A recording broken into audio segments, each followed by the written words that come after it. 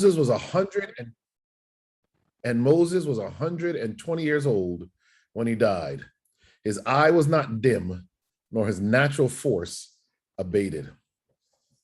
And our talk is Liberation Lifestyle. Let's pray. Father God, we thank you for this opportunity to discuss your word and your health message and to dialogue. So, Lord, I'm asking that you just show up for us now, Lord, as we have this discussion. Send your Holy Spirit and give us the power to make the changes we need to make.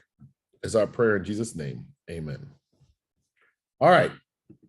So let's look at what happened with Moses. It's one of my favorite health stories in all of the Bible. Even though most people probably don't see it as a health story. Deuteronomy 34 and verse 1 says, and Moses went up from the plains of Moab into the mountain of Nebo to the top of Pisgah that is over against Jericho. And the Lord showed him all the land of Gilead unto Dan, and all Naphtali, and the land of Ephraim and Manasseh, and all the land of Judah unto the uttermost sea. And when you think about Moses being on this mountain, Nebo, and being able to see this far, this is clearly, in my opinion, some supernatural vision that had to be given him. And the south and the plain of the valley of Jericho, and the city of the palm trees unto Zoar.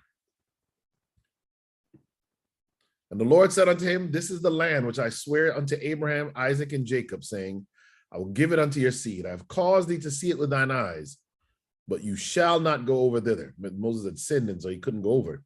So Moses, the servant of the Lord, died there in the land of Moab, according to the word of the Lord.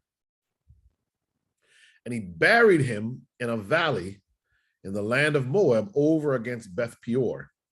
But no man knows of his sepulcher unto this day. So Moses died when he was 120 years old. And he was not able to go over and see the land he was supposed to see. But when Moses died, he was completely and fully strong. The reason they couldn't find a sepulcher, this is just a little aside. It's Jude 9 says, yet Michael the archangel, when contending with the devil, he disputed about the body of Moses, durst not bring against him a railing accusation, but said, the Lord rebuke you. And so we know that Moses was actually resurrected and didn't stay in the grave. So it's an important point to remember about Moses. But this is what I like. Deuteronomy 34:7 is the text that really brings us all together. And Moses was 120 years old when he died. His eye was not dim, nor his natural force abated. When Moses died, he was completely strong. He still had his vision, and he was 120 years old. That's even after the first 40 years of his life being under the influence of Egyptian culture. Moses lived a very long life. And so you ask the question, how did Moses live so long and so healthy? Well, if you look at life expectancy, one of the things that is important to look at in America is that when you look at it by race, African Americans actually have the shortest life expectancy. Asian Americans have the longest. And African American men, I remember in Los Angeles County when we did this, it was only African American men in Los Angeles County at that time had a life expectancy shorter than 70 years. They're at 69 years, and Asian women were like 87 or higher. And this is one of the things that you want to look at. When you read the book of Daniel, as we looked at this morning, in the book of Daniel, what's interesting is Daniel, not only are they smarter, not only are they more skilled, not only are they fairer and fatter, all the things that happened after they ate the whole food, plant-based, pulse and water diet, he lives long. The Bible points out that he lives through Nebuchadnezzar's reign, all the way through his grandson's reign, into at least 3 kings in the Medo-Persian Empire. So we're talking about not just quantity of life, which is what makes you long-lived, but the quality of life. And how did Moses get this? Well, he ate what was prescribed by God in a sense. And one of the things that the Bible is clear about, I showed this slide this morning, is that we were never designed to eat the fat of animals. Luke 7:23, speak to the people of Israel saying, ye shall eat no fat of ox or sheep or goat. We were never supposed to be eating the fat of animals. And here, for every person who eats the fat of an animal, of which a food offering may be made to the Lord, shall be cut off from his people. But it wasn't just the fat. It says here in Genesis 9 and verse 4, but flesh with the life thereof, which is the blood thereof, ye shall not eat. For the life of the creature is its blood is its life. Therefore I have said to the people of Israel, you shall not eat the blood of any creature, for the life of every creature is its blood. Whoever eats it shall be cut off. This is very powerful. The Bible says that the two components of meat that should not be eaten are its fat and its blood. When we look at how meat is grown in America, even how it's butchered in America, it leaves you with both of these components. So the muscle tissue of American meat, they looked at chickens, has more fat in the muscle. It's really not supposed to be fat there, but it's full of fat. That's why people kind of love the taste of chicken so much. It's kind of reared to be so fat because it can't move around, because of what they feed it, because of hormones they give it. So you're eating the fat of the animal inherently. Both of these things we were told not to. Earlier I showed this slide just showing you, that these processed meat, a lot of us grew up eating hot dogs. Most of us probably didn't grow up eating bacon or salami, at least not pork salami. But these processed meats are group 1 carcinogens. That's crazy. That's like where cigarettes are. And of course, pork, beef, and lamb. So when we're looking at ways to decrease our risk of early death, cancer, and that kind of stuff, diet is really one of the key things. So here's the next thing. This is out of Canada. Is iron in steak to blame for risk of Alzheimer's? Study suggests excess red meat is bad for the brain. Now, why does this make sense? Well, since even when I was a freshman at Oakwood University, and I'm trying to remember the name of our chemistry professor who taught us this, Dr. Hamer, I think his name was, the father. The son also taught there. He taught us that it was, in his time, he thought it was heavy metals from things like aluminum, zinc, and iron, and he focused on aluminum, that probably caused Alzheimer's. All these years later, since the 20 plus years since I graduated from Oakwood, look at the studies now. They're starting to think it really is the heavy metals. Iron is probably what contributes to Alzheimer's. If you have too many heavy metals, they settle into the brain, cause brain dysfunction. Maybe this contributes to why the Bible says you are not to eat the blood of an animal, because the iron is in the blood. It's the heme component of the blood, which makes the blood red. So here's the problem. If you eat meat to get your iron, which you will get a ton of iron from meat. My mother is Jamaican, and if she thought we were looking anemic, she'd cook us liver and onions, which was really it was bad on a lot of levels because we didn't like it. But you got a lot of iron. Why? Because the human body cannot regulate how much iron it gets from meat. It can regulate how much iron it gets from plants. It's a different type of iron. So your body will take just what it needs from plants, so there's not excess iron to go to your brain, therefore reducing your risk of Alzheimer's disease and probably some other neurodegenerative disorders.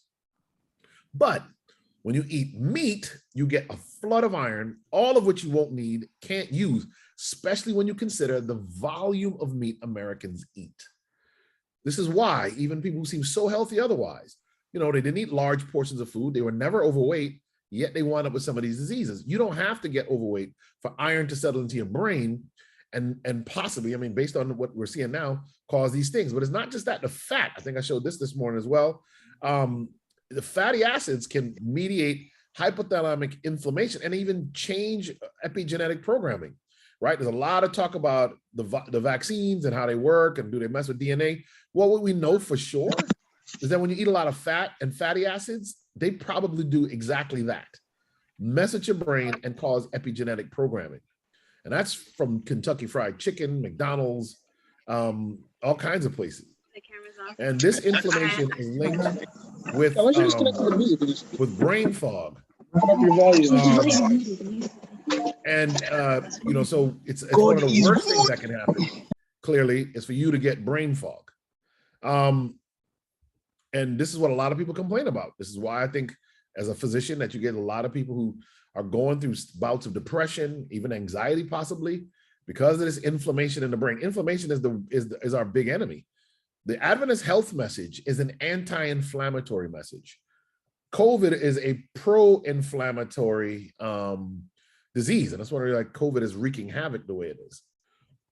For Alzheimer's sufferers, brain inflammation ignites a neuron-killing forest fire, and could also be the kindling, sparking Parkinson's and other neurodegenerative maladies. Here's one I thought was fascinating for those who want to break addiction. So we want to talk a little bit about breaking addiction. One of the things we found is that in the science is beginning to show is that saturated fat dulls the brain's response to key appetite hormones, an effect useful in and they say evolutionary, but useful in the past when men were hunter-gatherers, when scarcity, but not so for a well-fed society. So when you eat fat, it actually pumps up your appetite. So some of the reason it's hard for some of us to stop eating is because there's a lot of processed fats, animal fats in our foods. And here's where it gets scary. That includes coconut oil, olive oil, corn oil. These are all processed foods with not much nutrition, some more than others, but not much nutrition, that actually can cause pretty significant problems. One of the ways that happens, I talked about this morning as well, is that the fat clogs up your insulin receptor, which then you can't open your glucose channel, so sugar can't come in. Sugar also gets you, as I said this morning, by going to the liver, it's converted to glucose and fructose, and that fructose from the table sugar, which is sucrose, that fructose that comes off of it actually makes your liver make more fat. So then you can cause yourself to get diabetes. So fat combined with sugar is a big problem, a major problem. And this is probably one of the key factors as to why the American diet is so unhealthy. A little bit more on meat and inflammation. What we now know is that these endotoxins from meat products, I'm just gonna read this for you. There's 100 million bacteria per quarter pound of beef.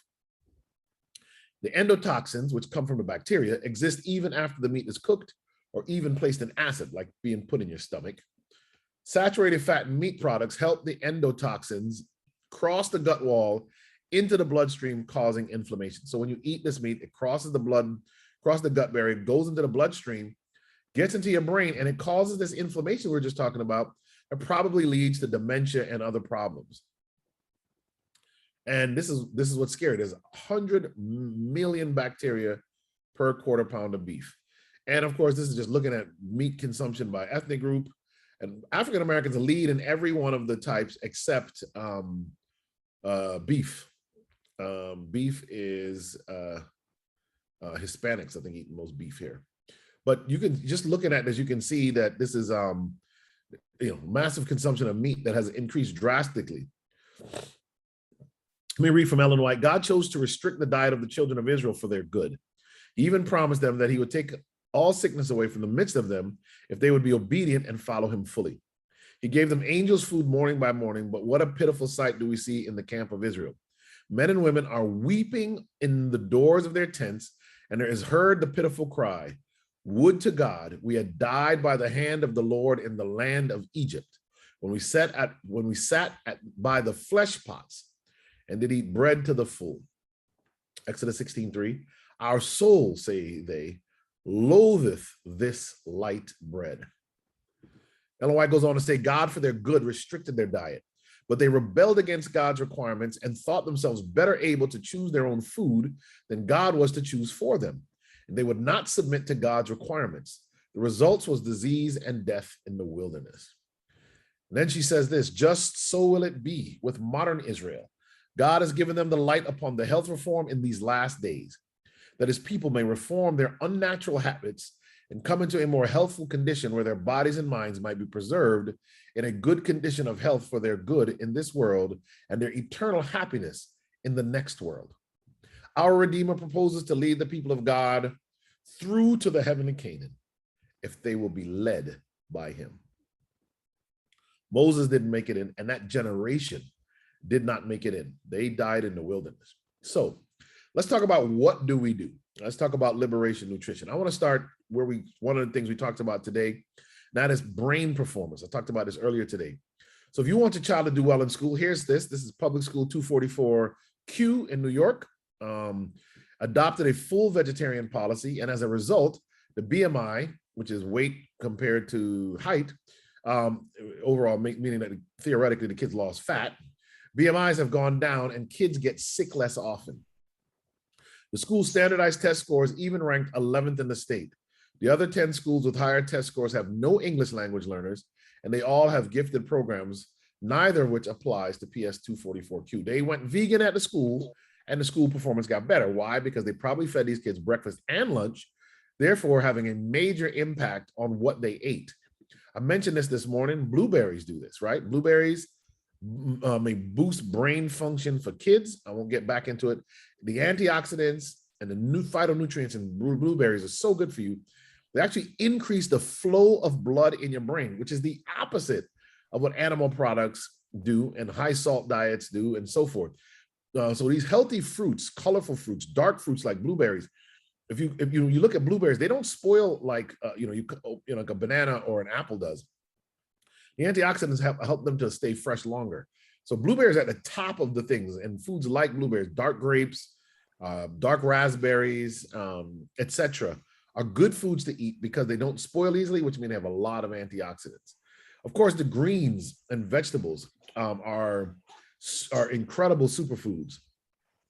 They help keep you focused and alert, and have we could go on all day just about the benefits of green leafy vegetables. But the flaxseed and other nuts are super high in omega-3 fiber, protein, and vitamin B1, which are all essential for brain development and function. And so I really highly recommend that you eat you sprinkle a little bit of seeds on a salad every day, on steel cut oats, with a little bit of almond milk or something. And this really will help keep you focused, sharp, and healthy. A lot of people think they have to get their omega-3s from fish. You don't. It's not the best place to get your omega-3s from.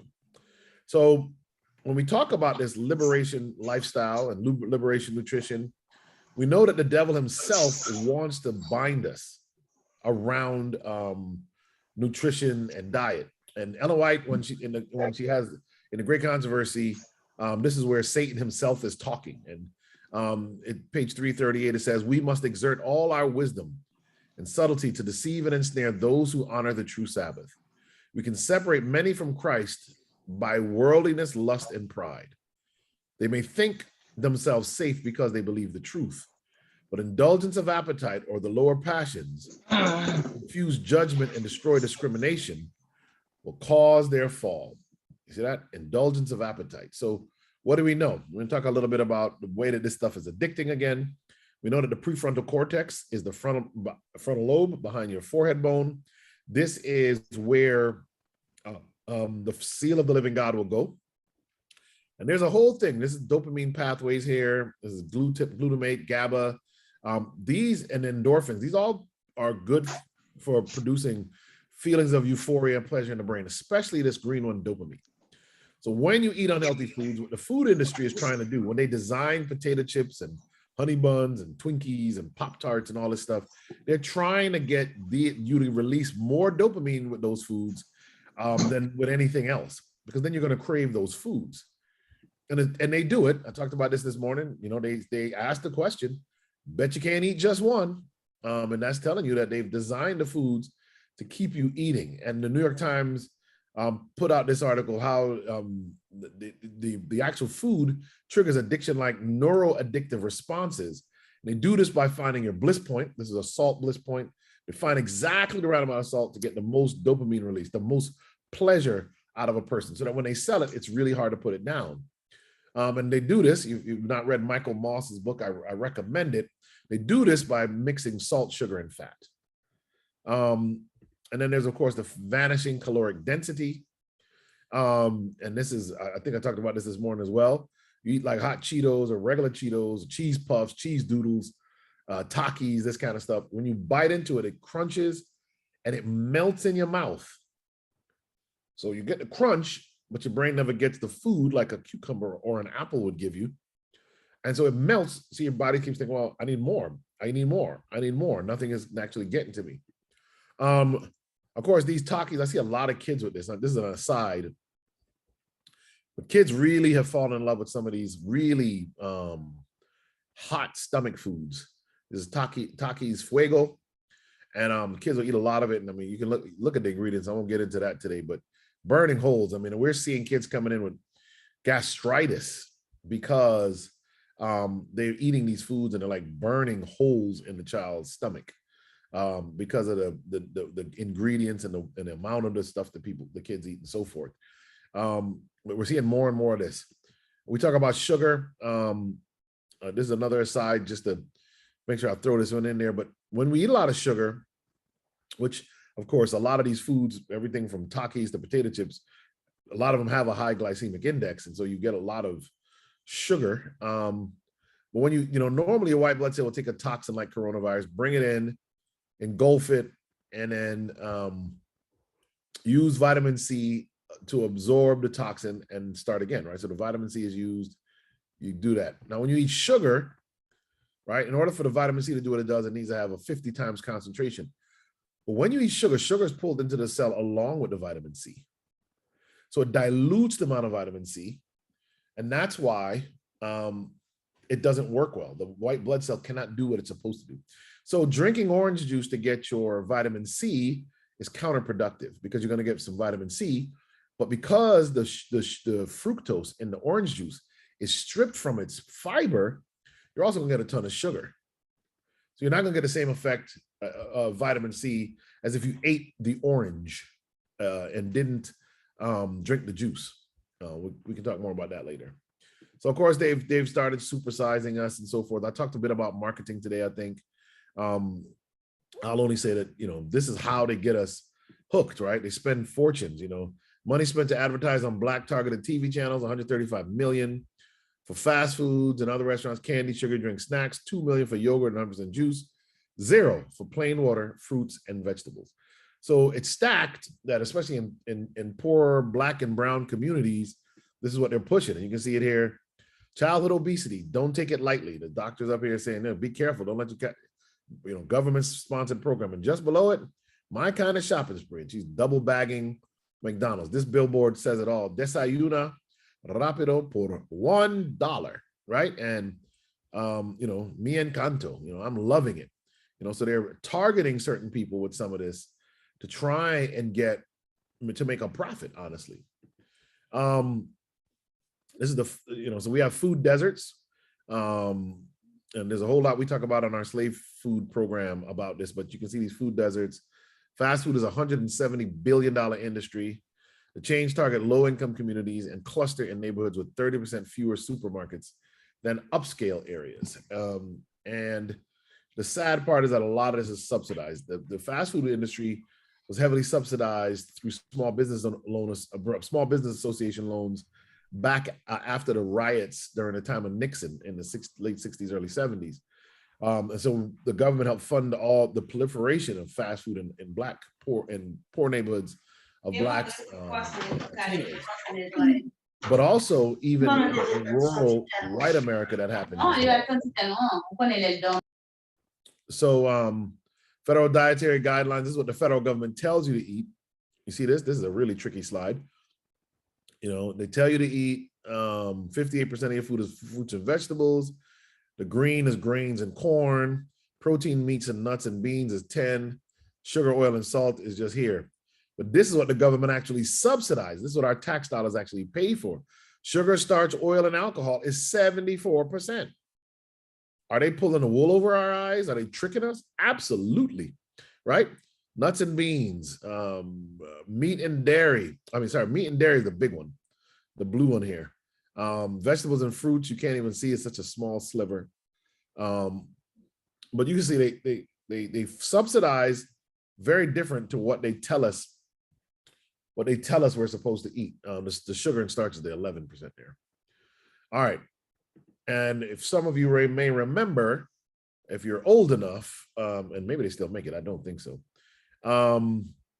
something called government cheese. And this is President Ronald Reagan, president from 1980 to 1988, former governor of California, former Hollywood actor. And he is here raising up this block of government cheese as a victory salute. Because what they did is they took the wasted fat from milk at all of the dairy plants, began to collect the part of the fat that should have been thrown away, and began to clump it together to make cheese. And then the government not only paid people to make this cheese, probably paid them pretty well, they took taxpayer dollars and gave this cheese to the poorest people in America through programs like WIC and other of the government nutrition programs like food stamps. I don't know which ones exactly did it, but a lot of people I know grew up on this government cheese, and it wasn't normal cheese. It didn't function or behave like normal cheese, but it was basically a block of saturated fat, which we just talked about, it contributes to brain inflammation, cholesterol, which we know can help clog arteries and cause heart attacks and strokes, and salt, which increases blood pressure, increases appetite, and has a myriad of other problems. Cheese, of course, I mentioned this morning, has some addictive properties in it from the casomorphones. So you mass distribute this stuff all over America, and people then eat it. And cheese, because of the casomorphins and so forth, can be addicting. So we'll talk at the end about a little bit more about how do you break addictions. But so Dr. James Kyle, a pastor and physician out in California, said in the health message I heard years ago, he said, your body will conspire to kill you. If you don't recognize that and you just give your body everything it wants, your body will conspire to kill you. Your body will work to destroy you, literally. You start craving ice cream, you start craving cake, you start craving Doritos and French fries. And if you give your body what it wants every single time, your body will conspire to kill you. You're craving. That's why the scripture says that we're not supposed to live in the flesh. We're supposed to be of the spirit, because our flesh will literally rise up against us. Moses also trusted in God. That was one of the key things that Moses did, why he lived so long. And we know that trust in God is one of the ways that you can actually bring down stress. And I didn't get a chance to talk about it today, but stress, when you're stressed out, you release cortisol. And the cortisol wreaks havoc in the body. And so even people who eat healthy, who do not manage their stress and anxiety, they can still get pretty sick and die as well, die early. And that's sometimes when people say, well, wow, why did this vegetarian Adventist, why did this happen? You have to ask yourself, what secret stress, trauma, what else might have been going on to cause someone to get sick? So how do we reverse leptin resistance? I think I talked a little bit about it this morning. If you want to break the addictions of food addictions, you have to start making some steps. And you don't have to do these all at once. You got to start to mix in some of these things. Number one, you want to avoid processed foods. Highly processed foods may compromise the integrity of your gut and drive inflammation. When you're more inflamed, it causes more problems. So processed foods are often rich in saturated fats. They used to be rich in trans fats. There's still some of those around. High in sugar, high in salt, like we talked about. And since salt and fat, as well as alcohol, all increase appetite, you got to get that stuff out of your diet. You got to remove the things that are actually driving your addiction. Number two, eat soluble fiber. Eating soluble fiber can help improve your gut health and may protect against obesity. The missing nutrient in the American diet is fiber. Our ancestors ate, just tons of fiber every single day, tons of fiber. And now the average American barely gets enough fiber. We strip our rice of its fiber and make it white. We strip the bread and make Wonder Bread. We strip everything of its fiber. We juice the fruits and vegetables even and strip them of their fiber. The white flour has no fiber. So when you start to add it all up, it's the lack of fiber that swells up in your gut, fills you up, but also feeds the healthy bacteria in your gut. Exercise, physical activity may help reverse leptin resistance. So you got to work out. Working out isn't going to make you skinny. You can't burn enough calories to eat donuts all day. You're never going to exercise enough to burn enough calories to eat donuts all day. But it does help reverse the leptin resistance, which is leptin is released from the fat cells. It's leptin that when it gets to the brain that tells your body, okay, we're full, we've had enough food, the fat cells are all full. If your body misses this leptin trigger, and what causes that is insulin resistance. We talked about that before. Insulin resistance, when you become insulin resistant, insulin interacts with leptin and you'll become leptin resistant. One of the reasons exercise probably helps this is because exercise makes you more insulin sensitive. If you want to break food addiction, one of the things you have to do is exercise, because it will help to change your palate by steadying and decreasing your blood sugars, storing more glycogen in your muscles, and making you more insulin sensitive. So the next one is fasting intermittently. This allows insulin levels to bottom out, increasing sensitivity to insulin and leptin. And so we know that this intermittent fasting works. God is the one who invented intermittent fasting. When Elijah needed to be fed by ravens, he was only fed twice a day. When the manna fell from heaven, the manna only fell twice a day. And that's a statement, in my opinion, or at least a lesson you can pull from the Bible, that the ideal way to eat is twice a day. That allows your blood sugar levels to come down, making you more sensitive to insulin, which makes you in turn more sensitive to leptin, so that your appetite can be better controlled. Jesus says in Mark chapter 9, he says, some things can come only by prayer and fasting. So some of this fasting is actually pretty good for us. How else can you reverse leptin resistance? Sleep. Poor sleep is implicated in problems with leptin. When you sleep, when you don't sleep, when you are sleep deprived, one of the things that happens is it is during your sleep cycle that your brain regulates your appetite for the next day.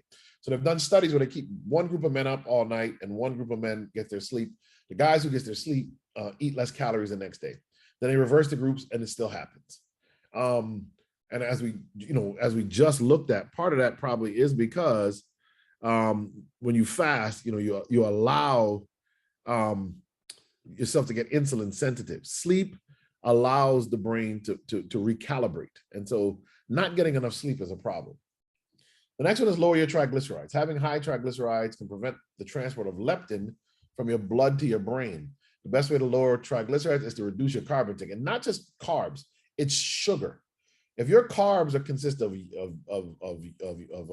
yams, if you're eating whole grain breads and stuff, it's the sugar, it's that table sugar, high fructose corn syrup, maltose, dextrose.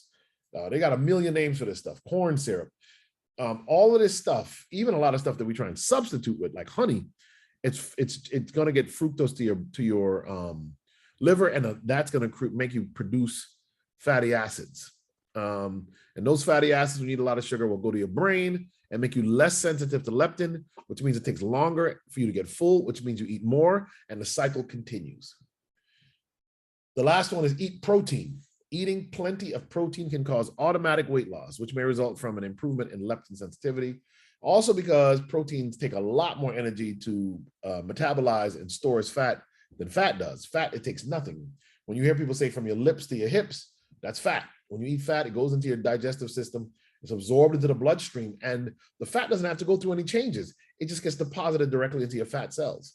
So it doesn't cost it any calories. When you eat good carbohydrates and proteins, they have to burn calories to become fat. So it's harder to get fat eating those foods. Let's read a few more Bible verses and then we'll take questions. Deuteronomy 34:8, and the children of Israel wept for Moses in the plains of Moab 30 days. So the days of weeping and mourning for Moses were ended. So they were weeping for him.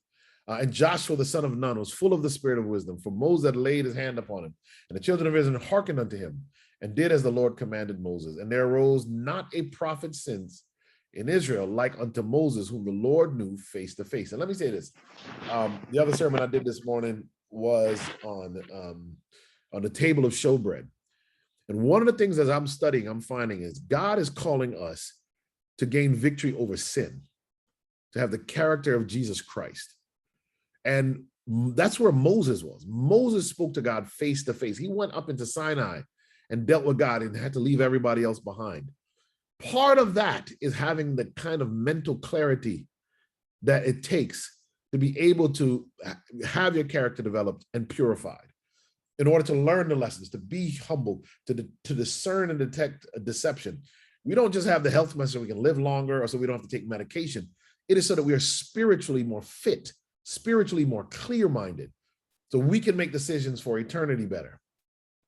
And Deuteronomy 34 and verse 11, in all the signs and wonders which the Lord sent him to do in the land of Egypt, to Pharaoh and to all his servants and to all his land, and in all the mighty hand and in all the great terror which Moses showed in the sight of all Israel. And so Moses is like a type, in a sense, of what we want to become. We want to be the kind of Christians that God can trust, and that God can use, that God can speak to face, and that has the power to live a victorious life in these dreadful last days.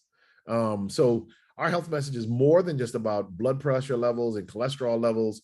It's about more than just living a long life. It is about living a victorious life and gaining every advantage. This is why the Bible's, the text from this morning, if you're a man given to appetite, put a knife to your throat. Paul says your God is your belly. Because when appetite and when we're not eating right, we really mess up our minds and we lose a lot.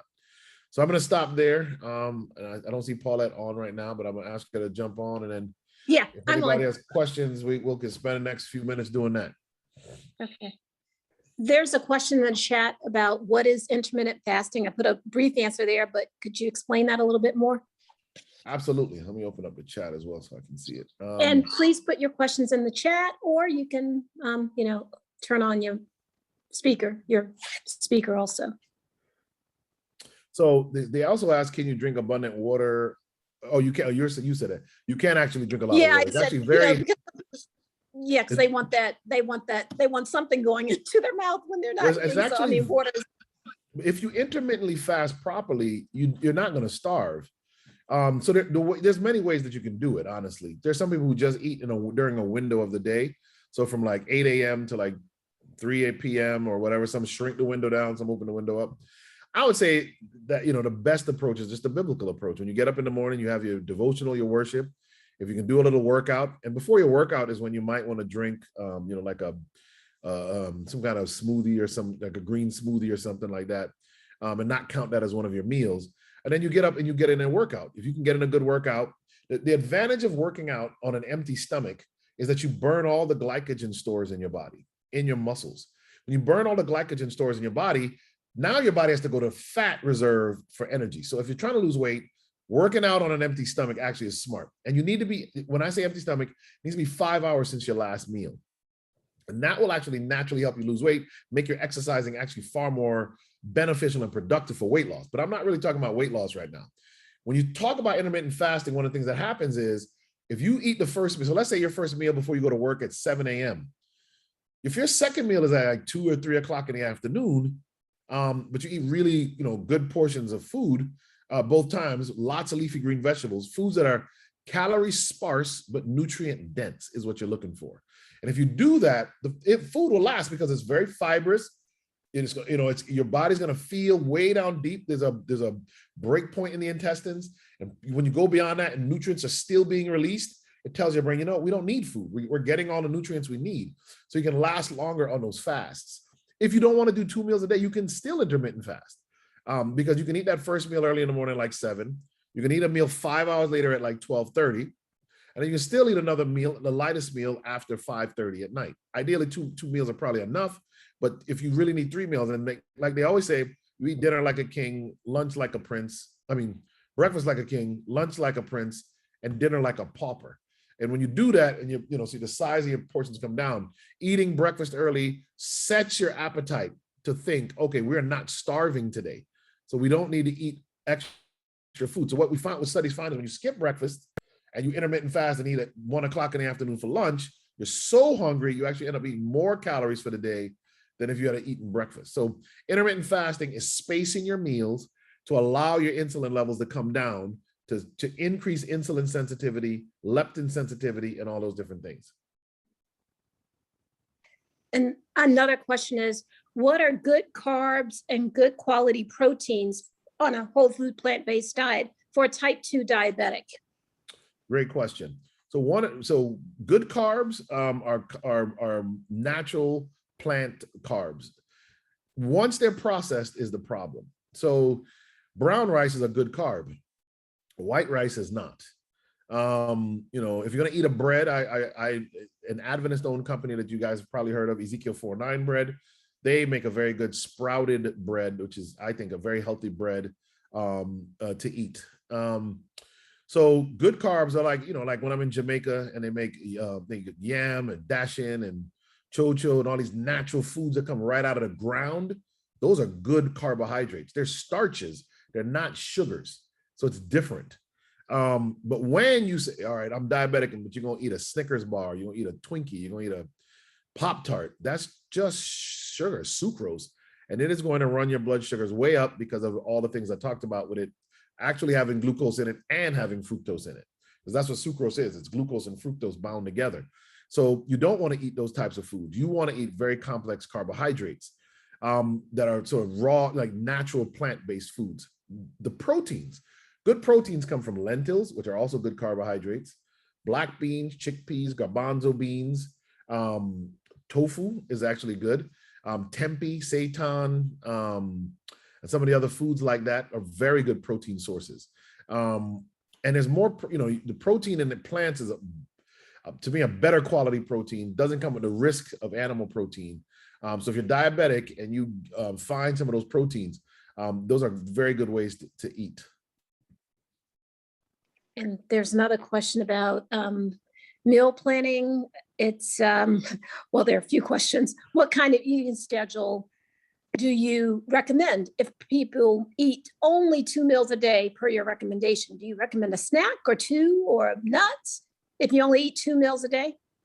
And then actually, what about those who do work? All right, so I would say for the first question, you kind of have to develop your tolerance for it. There's some people who eat that first meal a day at like 8, 9 o'clock in the morning. They eat a little later in the day and then they eat their second meal at like 4, 4:30. And when you go to bed at 9 o'clock, think about it. It's not even 5 hours from your last meal to the time you go to sleep. And when you don't eat before you go to sleep, it allows your body to sleep a whole lot better. It actually improves the quality of sleep. It reduces the risk of gastroesophageal reflux disease, which can actually lead to Barrett's esophagitis and then to esophageal cancer, eating late at night because of that acid that comes back up into the esophagus. So you can figure it out. For me, it really would be, if I didn't have to work, I would literally probably eat at like 9 o'clock in the morning, and I'd eat another meal at like 3:30, 4 o'clock. Because I'd get up in the morning, have my devotion, I'd go work out, and then I'd come back and eat breakfast. I would use the rest of the day to get work done, and then I'd eat that late meal in the day. But not all of us can do that. So if you work, you might eat before you go to work. Some of you can bring lunch to work, or you're working from home. But either way, you want to space it 5 hours. And what is ideal? So let's say you got to work out in the evening for some reason you can't work out during the day. If you eat lunch at noon, get to the gym at 5:30. If you don't eat, it's like you slept all night. It's like your body's processed what you ate earlier, and you get that same glycogen store depletion that is going to help burn fat calories, because that's what you really want to burn. Somebody asked about, what about those that do heavy work? Well, let me couple that in with the question about snacks. So if you're someone who eats at 7 in the morning, and then your second meal is when you get home with the rest of the family at 5 o'clock, you absolutely probably should have a snack. You should probably eat a little bit of, this is a great time to eat fruits. We always talk about not mixing fruits and vegetables. Fruits digest very quickly, so they don't disturb this. They're full of fiber, full of phytonutrients and micronutrients. So that's a good time to eat them. And if you eat nuts, nuts are a good snack because they do fill you, but you just eat a handful of nuts equivalent a day. And that's kind of the way that you would eat the nuts. Someone who works very rigorously will need more calories. And that's someone who might want to eat breakfast, lunch, and dinner, but space them out as much as possible. If you're somebody really out there, like working in the field, digging trenches and building and laying up concrete blocks, you're someone who's going to burn a lot more calories during the day than most people. So it's smart to have, it might really benefit you to have the 3 meals a day. And then what about the connection between eggs and prostate cancer? How does that work? That is an amazingly good question, because being of Jamaican descent and being a Black American, that's the 2 groups that are most likely to die from prostate cancer. And my Jamaican grandfather every Sunday fried us up eggs and made dumplings and all kinds of fancy stuff that I don't really eat anymore. But he would make us a really nice breakfast. And of course, you get older, you start making omelets, and then you put eggs in everything. And so when you start to look at the amount of eggs you consume, when you consider baked goods and other things like that, it's a lot of egg. And how does egg do this? Well, we know there are 2 mechanisms probably by which eggs can do this. One of them is animal protein itself is not good for you. When you drink milk, so let's switch from eggs to milk for a second. When you drink milk, the casein in milk is a cancer promoter. And this is what the book, the China study, unearths. And if you've seen the documentary Forks Over Knives, that's the documentary based on the book. What happens when you eat casein, in that particular animal protein, it is designed to turn a calf into a cow, which has to happen pretty quickly, obviously, right? When you drink cow's milk and that casein touches a mutated cell that could become cancerous, the casein feeds the cell, and the cell then can explode, and it like pumps up your cancer risk and pumps up your cancer likelihood. That's why there's so much cancer in Western societies where we drink a lot of milk and not in some of the other societies in the world. Now, eggs, I believe the protein in the egg is similar, but the egg doesn't just have all of the animal protein, it also has all of the animal fat. There's more fat in an egg than in like a Big Mac.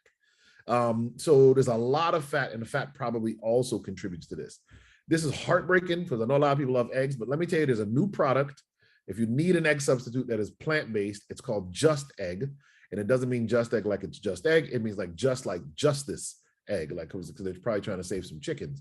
So Just Egg, and you can substitute with that at least for a while you learn how to make scrambled tofu and some other healthier things. But eggs are a bad thing. Eggs are simply just not good for us. And something that we're lied to about. It increases the risk of colon cancer.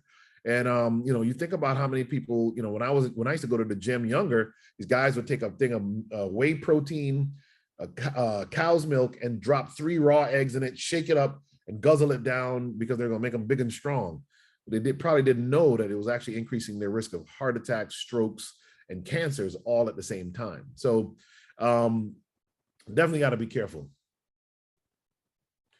I got a private question. So I won't say there's a private question, but remind me, I'll come back to it if you want to ask a different one.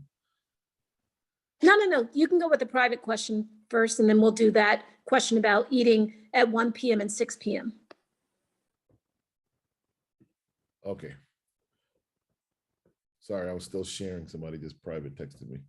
I didn't realize that. Sorry. So is 1 p.m. too late for your first meal and 6 p.m. too late for your second meal? I think 1 p.m. might be a little late for your first meal. You might get like some low blood sugar if you do that.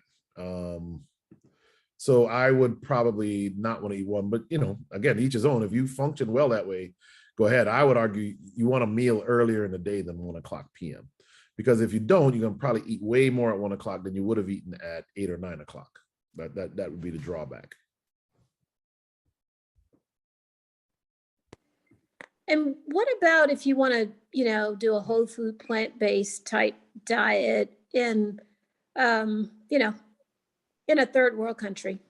What are strategies? I mean, a lot of times they are pretty whole food, plant-based automatically because they don't have access. But if they wanted to add more structure to their routine, specifically adding more greens, because for example, when I went to Nigeria, they do very well with the starches and that, but then they don't add as many greens. So what are strategies there? I mean, I guess they could just go out and get more greens, but so the question is if you're trying to go whole food and plant-based. Yeah, whole food, plant-based, like say a church wants to do whole food, plant-based to encourage their congregation to eat a healthier lifestyle.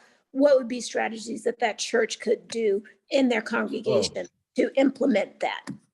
First and foremost, I think you have to help the congregation set realistic goals and understand for some people, this is going to be much more of a process than other people. Some people cold turkey will just give up stuff.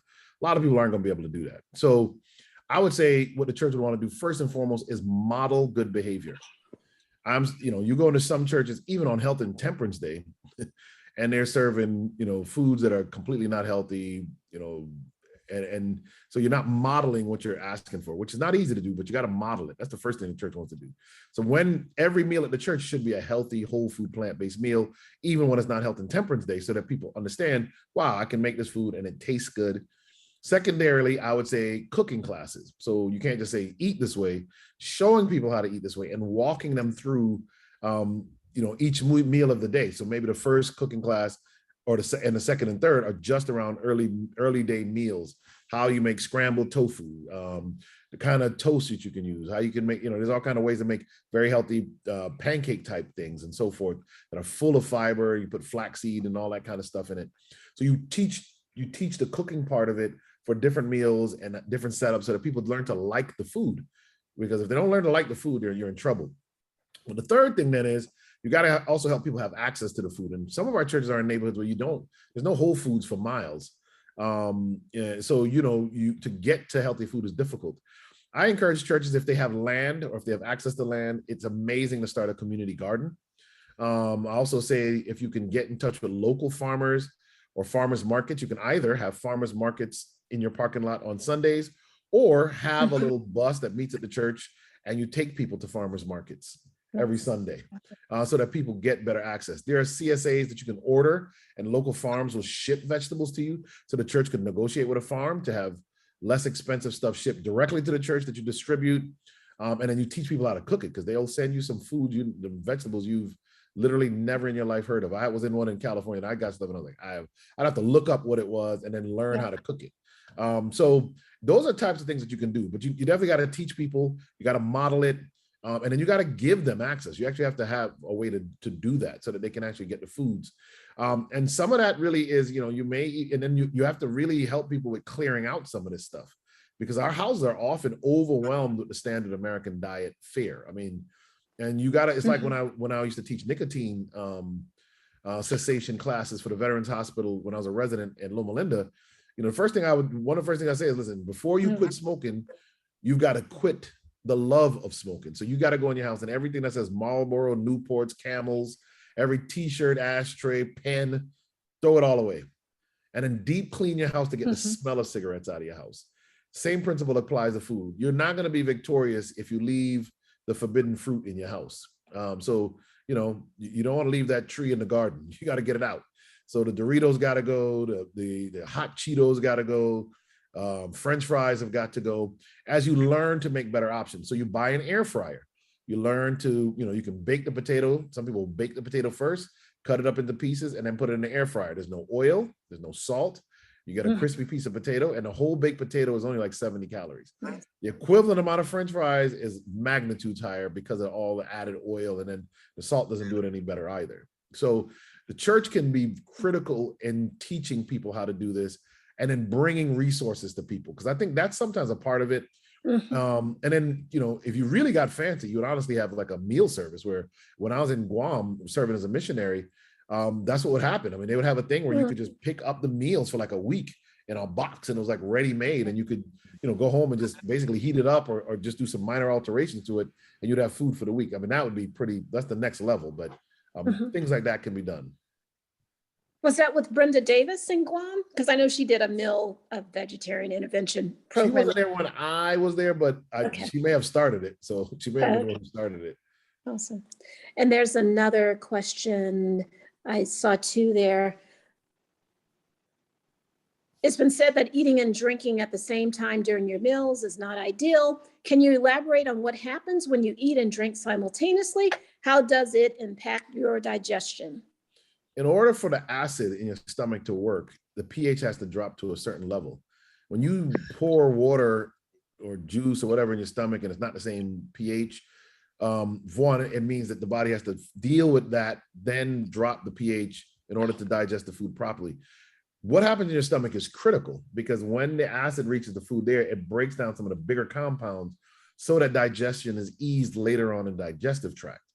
When you eat and drink at the same time, that becomes difficult. The other thing that eating and drinking does is it stretches your stomach, because the liquid, your body doesn't register the liquid as food. So it stretches your stomach. And over time, the stomach gets a little bit bigger, a little bit bigger, you actually are able to eat a lot more than you probably would have otherwise. So those are at least two reasons why you don't want to do it. Obviously, if you're eating sugar sweetened beverages, you're now adding a lot of sugar and calories to your meal that your brain doesn't register. So you're going to eat the full meal and add all of those calories. So eating and drinking at the same time is not a good idea, if you can help it. I know some people it's really hard, but really you want to drink like 35, 45 minutes before your meal, or like an hour, hour and a half after your meal. And that will hydrate you better and digest your food better. And there's another question about coconut milk. They're experimenting with a lot of new recipes, and some of them require coconut milk, like curries. Is it harmful to have coconut milk frequently in your diet? I have to say again, being the son of Jamaicans, coconut milk makes stuff taste really good. I think the reason Jamaicans make the best food in the world is because they figured out how to mix all those different things together better than anybody else. And when you make coconut milk and make rice and peas, boy, I'm telling you, man, it'll mess people up. You go to Jamaican, they have you ever see white people from America go and have a thing of rice and peas and some like escovitch fish in Jamaica? Some of them, they walking around, they got to get up and move, walk around. They can't believe how good the food tastes. They can't even sit at the table. They got to get up and move around. But coconut milk does have its problem, and that is saturated fat. So a little bit of coconut milk probably isn't a problem, but if you're eating coconut milk in all of your meals all the time, you have a problem. Now, the other thing with oils and fats, if you're super skinny and you walk 5 miles a day to school, like in Jamaica, the coconut milk isn't going to give them the same problems they're going to give us in America, who drive everywhere and don't walk to the store and don't walk to school and don't walk to work. When you go to other parts of the world, people still walk a lot. Even in like the United Kingdom, you know, my cousins walk a lot more because, you know, they walk the streets of Manchester, England. They don't, you know, they don't drive around as much as we do. And so because we don't walk a lot in America and we don't exercise inherently like that, you do have to be careful of all of these added fats and so forth. Coconut milk has some, as you know, it has omega-3s and some other good things in it, but you can't eat a lot of it because it is pretty calorie dense. That's the problem. And what I noticed is when a lot of Jamaicans come to the States and you continue with some of that and add a lot of the American dainties, it really can affect the health of Jamaicans, and not just Jamaicans. This is all over the Caribbean, Western Africa, Southern Africa, even Asian folk, Japanese. They've looked at the Japanese here and Japanese in Japan. Very big difference in health outcomes, because when you get here, not only do you still eat the worst part of whatever you ate where you were, you exercise less, and now you add all of the American things, Ben and Jerry's ice cream and all this stuff that, you know, is basically poison. And Leola has her hand up. You want to offer your question? Sure. Well, both of our boys, they're 12 and 9, and they're severely allergic to nuts. So when you talk about milk, for example, it's hard for me to think of a good substitute for them, because I have heard that soy milk has a lot of estrogen. Is that true, false? It has phytoestrogens, but it's not like real estrogen. That's a big misconception. If you drink soy milk, though, you want to get it from, you don't want soy protein isolate. You want it to be the whole soy. In fact, what I would say that you should do is buy a soy milk maker. They're not that expensive, and learn to make your own soy milk. That way you can sweeten it the way you want so that it's healthy and all that kind of stuff. But there are other options. You don't have to eat nut milks. You can eat oatmeal. They make oat milk now that is amazing. So there are other, there's hemp milk, hemp seed milk, or however they make that one. There's rice milk. So there's other options. You definitely don't want your sons eating cow's milk, because that does have estrogen in it. In order to make to milk a cow and make the kind of milk America makes, you've basically got to keep that cow milking and pregnant all the time. So when you milk the milk, the closer it gets to the delivery of the calf, the more estrogen is in the milk. This is one of the reasons that young girls in America are developing so early. This is why, and I didn't say this, Dr. Joe Furman talks about how the American diet is even feminizing men, doing some things to men because of the estrogens and in a lot of the foods that we eat as a nation. So cow's milk is something you definitely do not want to feed your son. Absolutely. And then someone had a question about, what about fresh coconut milk? I think it's better. Anything is better fresh. So, if you can get fresh coconut, we live in Connecticut, so I don't know where you're gonna get coconuts up here too easily, but if you can get fresh coconut, that is definitely the best way to do it. But hands down, because in order to can it, they often have to add salts, sugars. A lot of people don't know sugar is a preservative. So a lot of foods, they add sugar to it because it won't spoil. It'll take longer to spoil. So they'll add things to it. But if you get it straight out of the coconut, that is definitely better.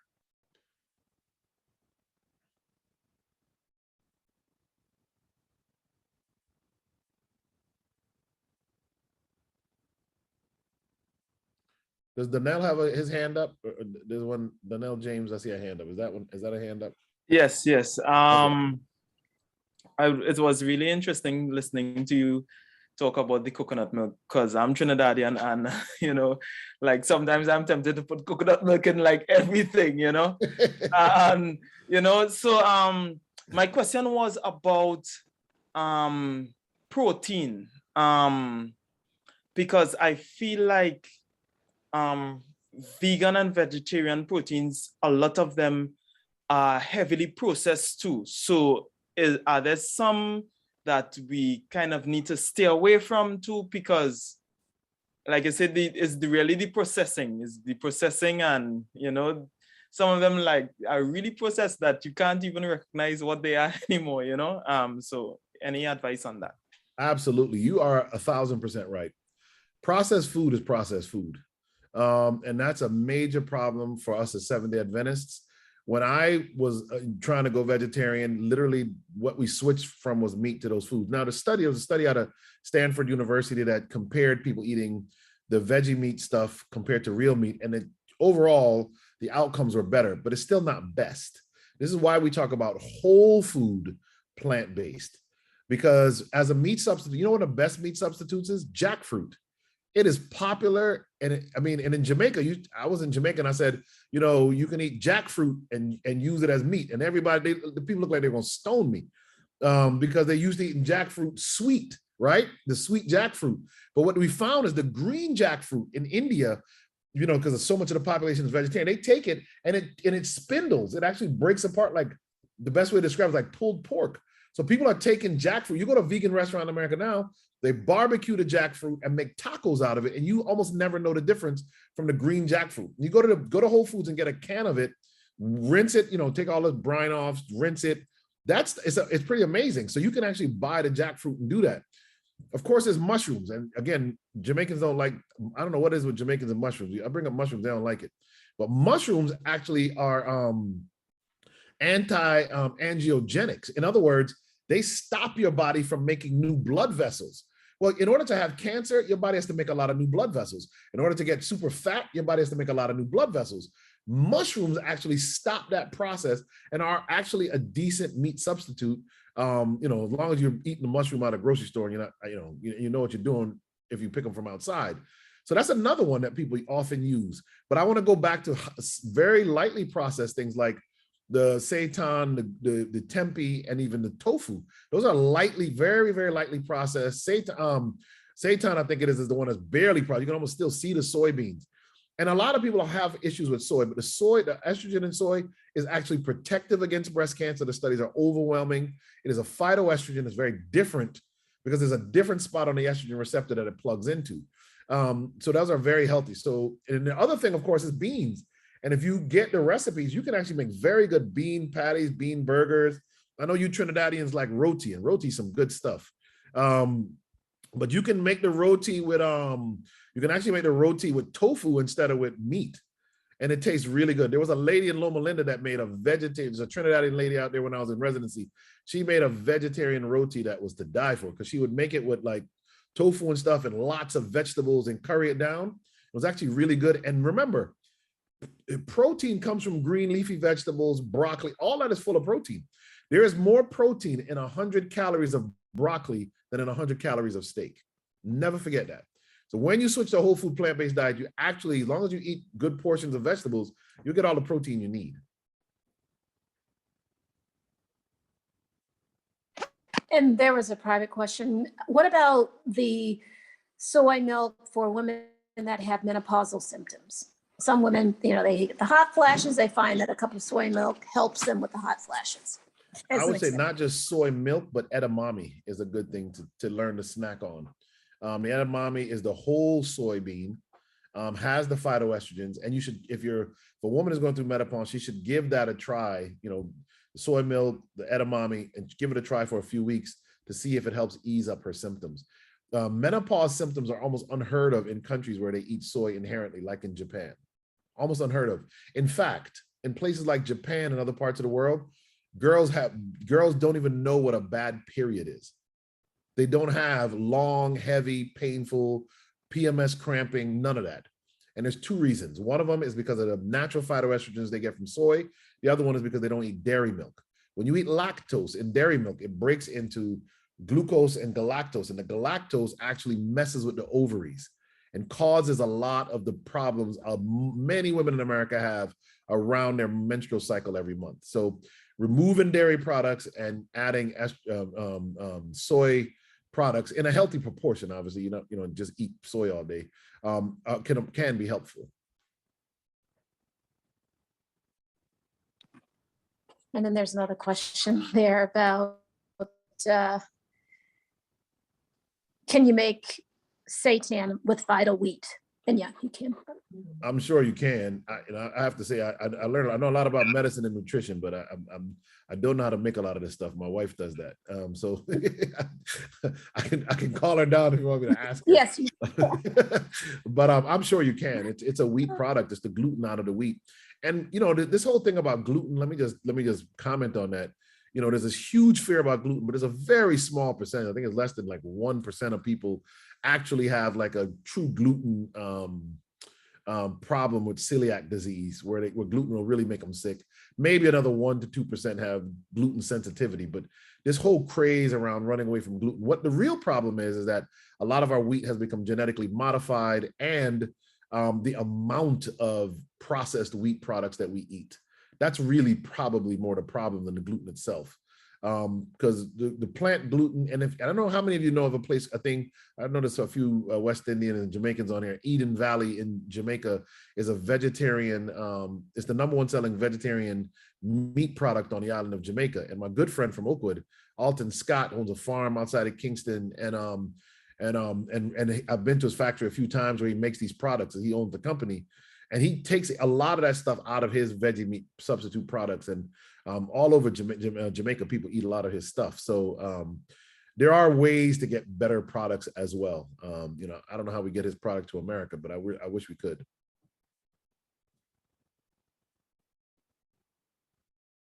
There was a question about coffee. I don't think we answered that one. The health message suggests that we should not consume coffee. Are there benefits to coffee? So here's the thing with the American diet. And I want you guys to hear this carefully. The American diet is so bad that even when you eat certain bad foods, they look good. That is, wine and coffee are two great examples. The American diet is so devoid of antioxidants and phytonutrients that when you drink wine and eat coffee, the bit of antioxidants in those foods make those foods look like health foods compared to what the standard American diet gives you. Is coffee healthy? It is not healthy. Why? Because of the caffeine. The caffeine is a stimulant, and it is the #1 used addictive substance on the planet is caffeine. So you can actually become addicted. Now, I've read an article once that talks about how caffeine can also be a gateway drug. So you get a child at 12 years old, they start drinking Coca-Cola, Pepsi, or even when they're 4 or 5 years old. Then when they turn 12, 13, they start going to Starbucks with their mom and they buy coffee. So when they're offered heavier drugs like marijuana, cocaine, there's some who argue that addictive pathway has been primed, and it's more likely that they're going to become addicted to something heavier. There's probably a lot of science needed to prove that theory, but there's something to that. We are giving children, and many of us are living on caffeinated beverages. If you need caffeine to stay awake, it's a sign that you're not sleeping enough, not that you need a stimulant. Because caffeine messes up your sleep cycle. When your sleep cycle is messed up and you don't go into deep REM sleep, your immune system cannot kick in. And if your immune system cannot kick in, you're more likely to get coughs, colds, COVID, and cancer. So you want your immune system to work when you sleep. You can't regulate stress. You can't regulate your appetite the same way. And caffeine triggers all of those things. So caffeine is something I definitely say stay away from. It's the same thing with wine. I don't know how many of you saw the articles that have just come out that says there is literally no safe level of alcohol.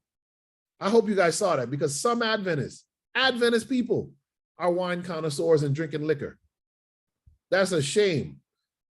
I've been to churches, and when I've gone to the domino thing at night, some of the men that drinking the white rum that was in church the morning. This is a toxic and a poisonous thing, alcohol. Never forget that. And the studies have finally validated what the Bible teaches. You're not supposed to even look at the wine, Solomon says, when it moves itself in its cup, when it stirs itself aright, when it's red in the glass, because in the end, it bites like a serpent and stings like an adder. So we now know that alcohol is not something that you want to mess with. And then they've added to alcohol, marijuana, legal in Massachusetts, New York, and now Connecticut as well. So we're going to have a nation of significant mental illness because no one has done the studies on what happens when people drink a 40-ounce of beer and smoke weed at the same time. We have no idea what's going to happen down the road because of the changes legally that are happening in the country. So what are some strategies for people that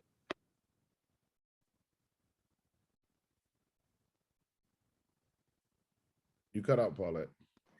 Oh, okay. What are some things that people can do from a lifestyle perspective if they want to stop using marijuana? Right now they're addicted. They have to start their day with it. That is very difficult. I would argue you probably need rehabilitation, like actual rehab, because marijuana is different. It's addictive, different than every other drug. All the other drugs work on the presynaptic dopaminergic receptors in the brain. Marijuana works on the postsynaptic receptors. This is one of the reasons why the marijuana is a gateway drug, in my opinion, because it changes the dopamine receptor on the backside of the nerve. So that when you take cocaine now, the receptors are going to feel far more pleasure from cocaine, heroin, whatever. And that's why marijuana functions like that. The other thing with marijuana today is that it is not the marijuana that Bob Marley smoked. This is genetically modified to be literally multiples, 5, 10, 20 times, some would argue, stronger, at least 5 times stronger than the marijuana from the 1960s and 70s. And there's far more access. And with the decriminalization and legalization, people are going to be smoking a lot more marijuana. We have new diseases, cannabis-induced psychosis. And I've seen this myself with my own 2 eyes. Patients have that. And cannabis-induced hyperemesis syndrome, where people smoke so much weed, they can't stop throwing up. And most people know that we used to, we would pull a certain ingredient out of the marijuana to give people, cancer patients specifically, to help control their nausea and vomiting on chemotherapy. What it seems like happens is that the brain rebounds its effect on marijuana and can't stop throwing up in those people who get cannabis-induced hyperemesis syndrome, which is you just can't stop throwing up. Even if there's nothing in you, they're still trying to throw up. Pretty painful, pretty bad to watch. How do you get off it? So one of the things, and I don't know where I put it, I always like to show, probably all the way over there, I get index cards, any addiction. And what you do is you write on one side of the index card a Bible promise. I can do all things through Christ who strengthens me. Psalms 34, I think it's 18. Many are the afflictions of the righteous, but the Lord delivers them out of them all. On one side of the index card, and I know in this day of technology, people don't walk around with index cards like they used to, but it's a good way, and I don't think there's a good cell phone way to trick this one. And on the back side, you write one reason why you want to give up the bad behavior you're trying to give up. So cigarettes, I used to do this for the stop smoking classes at the Veterans Hospital, and I'd have these veterans, 60, 70-year-old veterans of Korea, Vietnam, whatever war it was, and they would write, I want to be alive to see my granddaughter graduate from high school. So they write a Bible promise on one side, and on the other side, they would write, I want to be alive to see my grandson, get married. And what we would tell them is, before you smoke the cigarette, drink the coffee, smoke the weed, drink the wine, eat the cheese doodle, eat the cake, mess around with Ben and Jerry, you have to read the 2 sides of the card, because that moves the decision back to the frontal lobe of the brain. Because what has happened to many of us is it's just instinctual habit. We walk in and we open the refrigerator. We don't even think, we're not even hungry. We just naturally open the refrigerator and we walk in the house just because that's what we do. Cigarette smokers will literally have a cigarette in their mouth so fast that they can have it in their mouth before they even let the urge for the cigarette pass. So that's one of the tangible things that I used to tell people to do around cigarettes, and it works for any behavior change you're trying to do. The other thing is, you've got to get an accountability partner if you're going to break addiction. Somebody that you can talk to and say, I'm feeling weak today. I am, I know I'm not supposed to do this, man, but I'm struggling. You've got to have an accountability partner. For marijuana, there are, Narcotics Anonymous meetings and so forth you can go to as well. Some folk need therapy. Some of us are self-medicating while we do some of the bad behaviors we do. We've been traumatized in our lives, and we've never dealt with the trauma. And for that reason, we smoke weed. For that reason, we drink, alcohol, we eat bad, whatever it is. And sometimes we've got to heal so that we can overcome those things as well.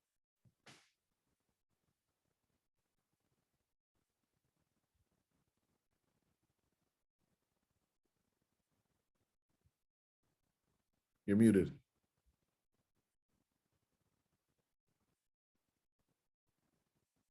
You mentioned that blueberries are rich in antioxidants and great for improving focus. The literature suggests that walnuts and almonds are also great for improving focus. What are the top 5 foods for optimal brain function, focus, mental clarity? So I would say if you really want good mental clarity, I would throw those berries up at the top of the list.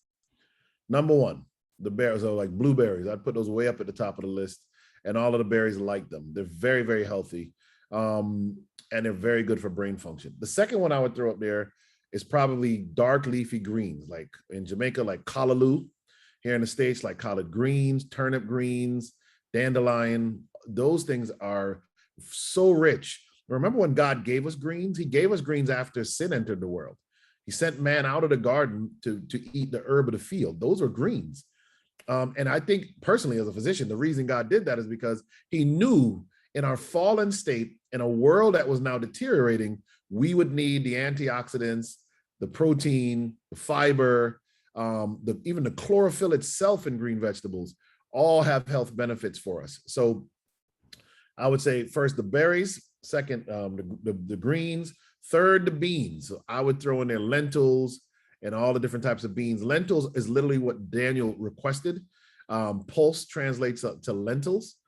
So I would throw in lentils, and I would throw in nuts. You mentioned nuts. I definitely would throw in that you incorporate some nuts, sprinkle some on your salads, sprinkle some on your oatmeal, small portions of them on both places.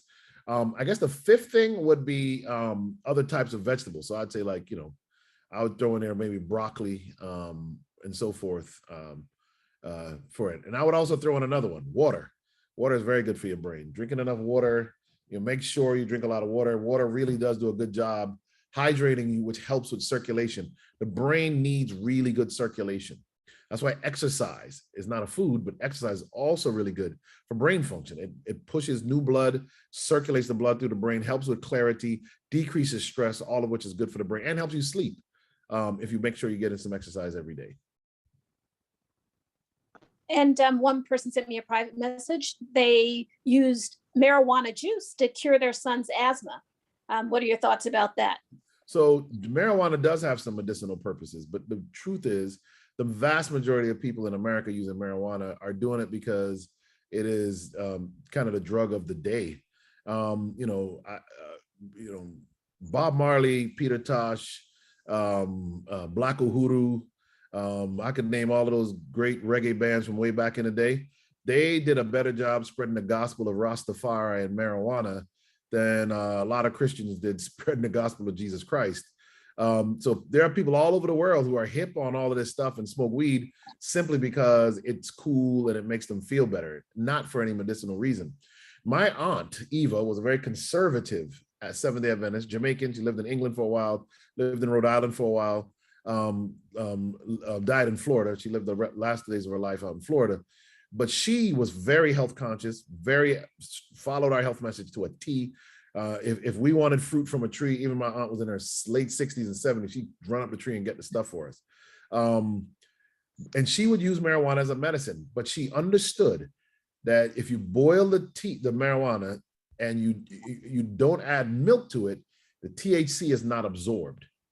So some of the other components that are healthy, THC is fat soluble. So if you don't add milk to it, the THC won't come into it and you drink it and your body there's no fat in your digestive tract. But when you smoke weed, right, your alveoli, the surfactant is fat. So the THC crosses there and quickly gets to the brain, and that's where it causes the problems. That's why they make edible marijuana and brownies and stuff, because what's in a brownie? Eggs, milk, fat. So now the THC gets into the fat, you eat it and you absorb the THC. So it's not that marijuana, every plant on earth we could find a medicinal use for. I totally believe that. But some people think, well, marijuana is natural, so it must be good for me. And my answer always is poison ivy is also natural and it's not good for you. So just because something's natural doesn't mean it's good for you. And one other question, what about medications for mental health issues? For example, like Prozac for depression, are there things that we need to watch out for if we decide to use a medication for mental health condition? I would leave that between you and your physician or psychiatrist or whatever. But I would say if you can avoid medication at all, it's always good to not be on medicine. That's just the reality. Every medicine has its side effects. That's, part of what we study in medicine. And I would also say you should not be on those medicines if you're not getting therapy.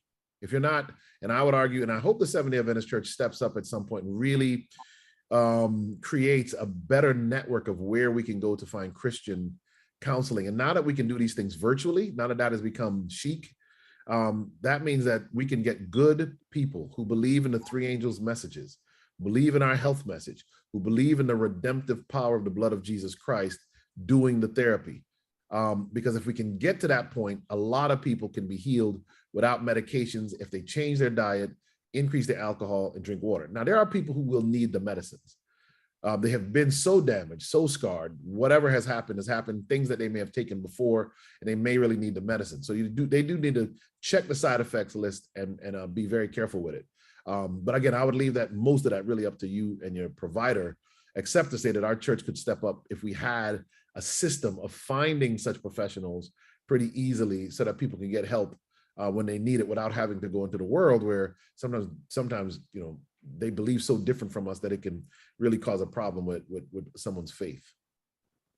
And what about sugar and fruit breads, using cane sugar in fruit breads? Once you strip sugar God designed fructose specifically, which is the sugar in fruit and in honey. He designed it to be attached to fiber. This is clear. Every fruit, every vegetable where you find fructose, there's tons of fiber. So you can't eat an apple or a mango and the sugar just instantly run into your bloodstream.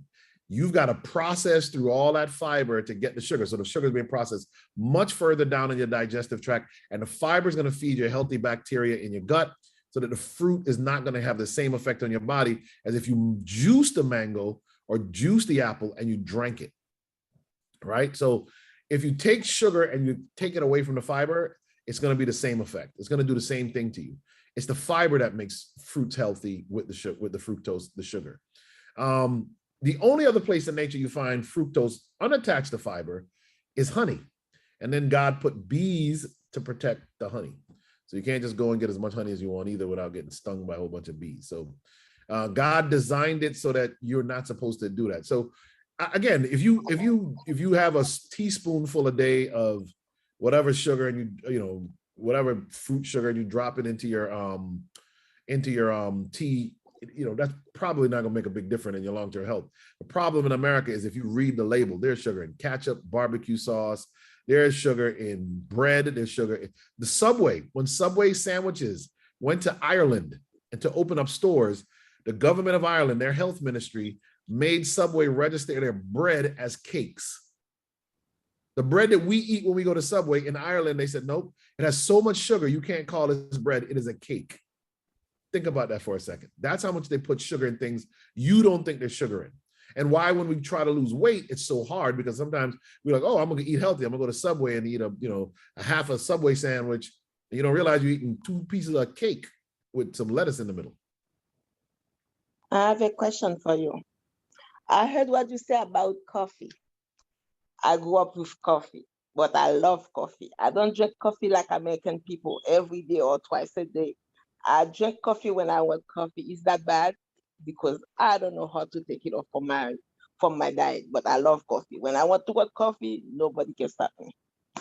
When you just said when you want coffee, nobody can stop you. That's literally one of the definitive terms that an addict would say. So I would say this, Evelyn. I think Evelyn, you're Evelyn. Yes. Like I would say, the less coffee you drink is going to be the better. Understand that the caffeine does impact, does have some impact on your heart and its rate.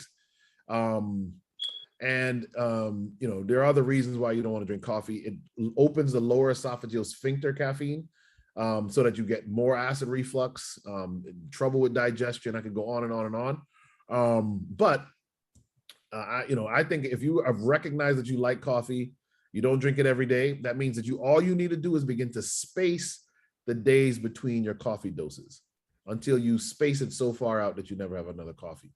What I would tell patients is that for those who really eat a lot of, drink a lot of coffee, that they begin to blend it with decaf.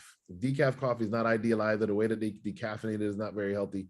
But to get off of the caffeine, you can go to where, if you normally drink, a big, I have these, nice mugs I drink my tea in, right? So you go from a whole thing of coffee to 3/4 coffee, 1/4 decaf.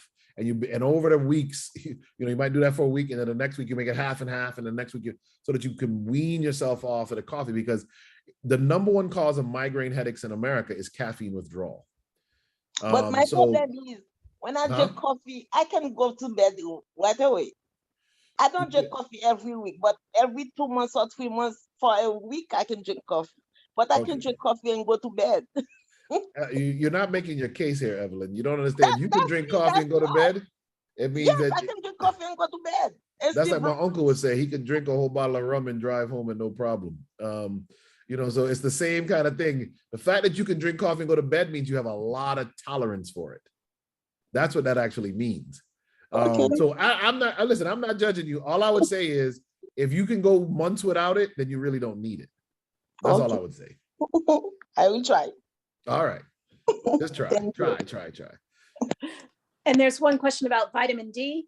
We live in the Northeast. There's not a lot of sun. What do you think about vitamin D supplements? You should absolutely be taking vitamin D. I take 50,000 international units in one pill a week. And even then, I take 10,000 international units a few days during the week on top of that. Because you will not, and the darker your skin, the harder it is to get vitamin D. And most of us wear long sleeves. Even I'm gonna go for a walk, most of me is covered up. It's not like I'm, on a beach somewhere and I'm getting, most of my body's getting sunlight. That's not what's gonna happen. So you should take vitamin D. Vitamin D is one of the few things, a lot of people talk about ivermectin and hydroxychloroquine for COVID. Vitamin D levels have correlated very well to being safer from COVID, from having less severe disease if you have enough of a vitamin D level. Well, vitamin D helps with healing. It's a very important, it's not a vitamin actually, it's a hormone. And it is a very important thing for your body. And so I strongly recommend, living in the Northeast, that you take a vitamin D supplement and get your vitamin D levels checked at least once a year. And we'll just do 2 more questions. One, what about someone that loves ice cream? Is there a nice substitute for ice cream, non-dairy? Oh, there sure is. If you go to Whole Foods, there's some really good ice cream substitutes. So you can get vegan ice cream. That's easy, but it's not necessarily healthy, because like the Ben & Jerry's, I call it the devil's ice cream. It's vegan, but man, that thing is chock full of fat and sugar. But there are some other ones, and I should call my wife to that. But there's a brand that is very, very low calories, like barely any calories in the whole tub. It's like 180 calories. So if you eat like 2 scoops of it, it's not a whole lot. For those who really need a little taste of something that's like ice cream, you could eat a couple of those with some blueberries, and it actually isn't bad. It's plant-based, and I just can't remember the name of the company, but go to Whole Foods and look. But remember, if it's like 4, 5, 6, 7, 8, 900 calories in that little tiny thing, you don't want to eat that, because that's too calorie dense. But a couple little scoops of something else might be okay. In general, I've just given up on ice cream, because the cow-based ice cream is actually really bad for you, because it's so concentrated, the milk. It really causes problems. The lactose, like I said, in girls and their menstruation, and then of course the estrogen in it, and then of course the sugar and the fat in it. It's just a bad combination of food. Does coffee affect blood pressure? Yes, it can raise blood pressure for sure. Raises the heart rate, can raise blood pressure. Yep. And then there's one more question about, and we're going to finish up, vitamin D in children. Do they need to supplement? I think you should talk to your pediatrician about it, especially if you're darker skinned. I think you should talk to your pediatrician about it, because there's probably some benefit. And you can look at the children's vitamins. Most of them probably have some vitamin D in it. And the way that we got vitamin D, the reason many of us that grew up in the Northeast, I grew up here in Connecticut, born and raised here. And the reason a lot of us got our vitamin D is because we drank cow's milk, and they fortified the cow's milk with vitamin D. So that's how we got vitamin D. So when you flip and go plant-based, you lose that source of vitamin D. You've got to replace it, because again, I don't care who you are, you're just not going to spend enough time out in the sun in Connecticut to get the vitamin D you need. Probably, and I shouldn't say you're not, it's just going to be pretty difficult. I think we have one more from Donnell, and then we Yeah, can do Donnell, yeah. I just wanted to especially make a plug for the vitamin D that you highlighted. My wife was actually hospitalized because she had low vitamin D. Wow. A couple 3 years ago. So that it's really, really, really important. And vitamin D2, it helps to absorb calcium into our body, and calcium affects our muscles. So she was actually cramping all the time and she didn't recognize what it was. We were saying it's stress and stuff. And when she went into the hospital, they said that she was lucky to be alive because your heart is a muscle. And if your heart stops working, then you die, right? So I shared with the Waltham congregation. I really want to make a plug for us taking a vitamin D supplement, and the supplement that you suggested is actually what she takes now. You know, that 500, that 50,000 50,000 international units on the weekend. You know, and so it's really much more than we think we need. And because the FDA, I think, would recommend 1,000 units per day or something like that. But that it's is way not too low for Black people. yeah, for sure. that is way too low for Black people, like you said, you know. Yeah, So I really just wanted to encourage us. Yeah. Well, somebody said it's D3 adequate, and yes, and you can get your doctor to prescribe it, but D3 is that's, you know, I think the one I take is a D3 supplement, and it'll be converted into the proper vitamin D in your body. Let me say this: in Africa, when they look at some of the tribes in Africa and measure their vitamin D levels are up over 100. Mine, when I got it tested last year, was 7. I'd moved from California back here. My vitamin D level, I wasn't taking supplement, 7. So it was super low. I started taking supplements and I got it up into the 30s. Now it's up into like the 50s. But let me show you how God registers this thing. When women's vitamin D levels are over, like I think it's 100 or 110, 120, somewhere in there, but up over 100, they no longer need to supplement breast milk with vitamin D for their babies. That's God telling you that the level that man is supposed to have is that high. One of the reasons when you go to the Caribbean, a lot of the people are so healthy is because they get so much more sunlight year round. They don't cover up, they can wear short sleeves, they can wear shorts, and they can actually get a whole lot more vitamin D than we can here in the Northeast. I want to piggyback on what he said. It is really important that you get your vitamin D levels checked and make sure you have enough vitamin D. Your immune system needs it. Without vitamin D, your immune system goes hyper-inflammatory. And that's literally how COVID kills. It creates a hyper-inflammatory state in the body. That's one of the reasons why I believe vitamin D has been shown to correlate with less severe COVID disease. So I really can't plug that enough. I think it helps with a lot of other things, everything from brain function to a lot of other things. I think some people crave food because because they don't have vitamin D, so they don't do their calcium creates a ripple effect in your body saying, I need. So you're eating looking for vitamin D, or other things, and you're not gonna find it because your whole system is kind of off. And remember that breast milk doesn't have a lot of vitamin D unless you get very, very, very high levels of vitamin D right, exactly. in the mother. So that's why the pediatrician recommends giving that vitamin D2 to the baby. That's why. So unless you're taking mega doses of vitamin D, please supplement your babies with the vitamin D. Yeah, it's hard to get up over 100. I'm finding that out. I'm taking the supplements and I was up at like 53 and I thought that was good, but I was like, I would want it almost twice that high. I don't know if I'll ever get there, but at least it's not 7. That's all I can say. It's about cramps in the legs. Yeah, you can get cramps when you have low vitamin D levels because, of course, it's disturbing your calcium and magnesium. Yep. Just like Donnell said it happened to his wife. Oh, somebody said they're at 48 with 50,000. Yeah, it's not easy to get it up super high. So, but at least that's normal. I mean, in the range we set in the laboratory in America, that is the normal range. So Donnell's wife says she's got 50,000. I got to 53. She's at 48. It'll keep going up though if you keep taking it. It will go up. And during the summer, get outside and get a little more.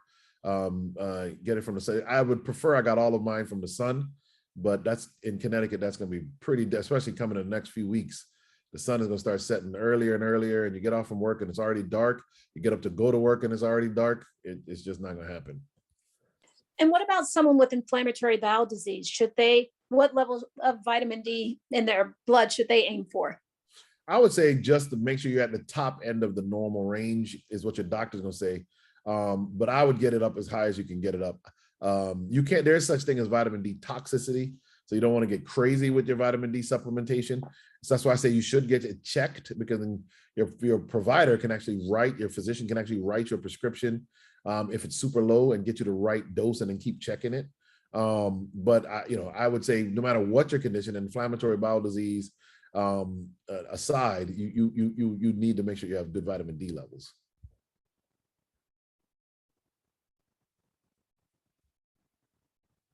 Great. Thank you so much, Dr. Walsh. We appreciate your time and your thoughtfulness in answering the questions, and may God continue to bless your work. And we'll just close out. You've been amazingly, a lot of wisdom.